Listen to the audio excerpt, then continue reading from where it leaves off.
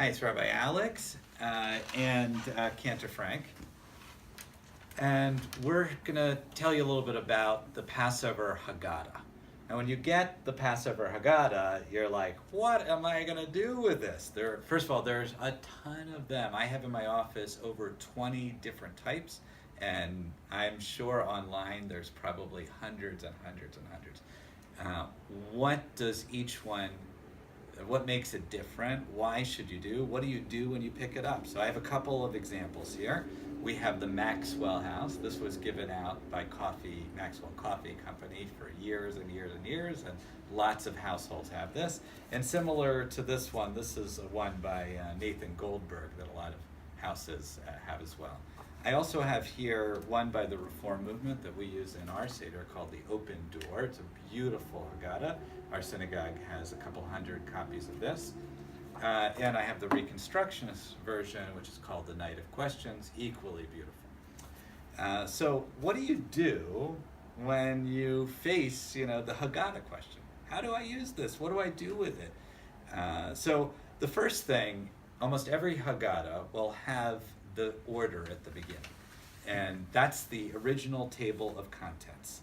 And when you open to the beginning, it will tell you how to set up a Seder plate.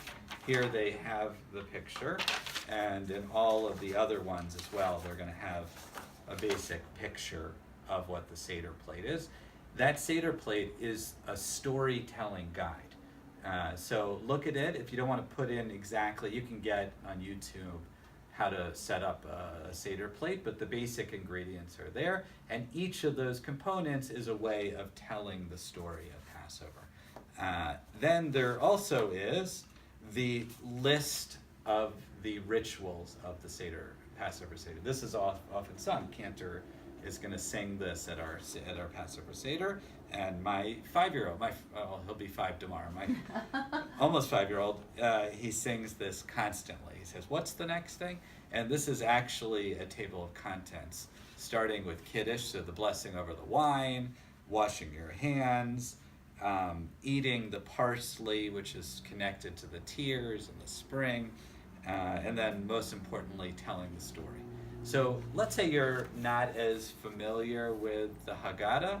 What I would recommend is you want to tell the story using the food and the traditions of us going from slavery to freedom. That's the basic story. That's what the rabbis are trying to get across. So either that could be just thinking of questions. What does it mean to be a slave? Are there slaves today? Which we know, almost 60 million slaves. What are the main issues in our community today? Think about the big, broad questions. If you have children, there's plenty of great songs. Like there's one for Pharaoh, frogs are jumping on his head and his bed. There's plenty of songs and CDs. Use your phones. Like if you're not as familiar, just type Passover on YouTube or in any other venue, and you will see lots of different songs and unique ways. So don't be afraid of these. Don't think, they're really not designed to go all the way through. If you want to go all the way through them, by all means. Believe me, Cantor and I do not do that. We've learned over the years. It requires intensive study. I'd be happy to study with you.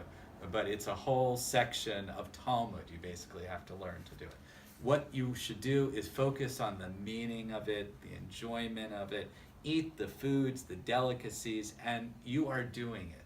I know that you can, and Cantor and I are there to help, but please don't be afraid of this. Think of these as guides, whichever one. Do some of the readings, whatever you want to do, whatever your family or your individual tradition is, that is the perfect tradition. So on behalf of Cantor and myself at Shir Shalom, we wish you a happy Passover, and call if you need any help with setting up your Passover Seder.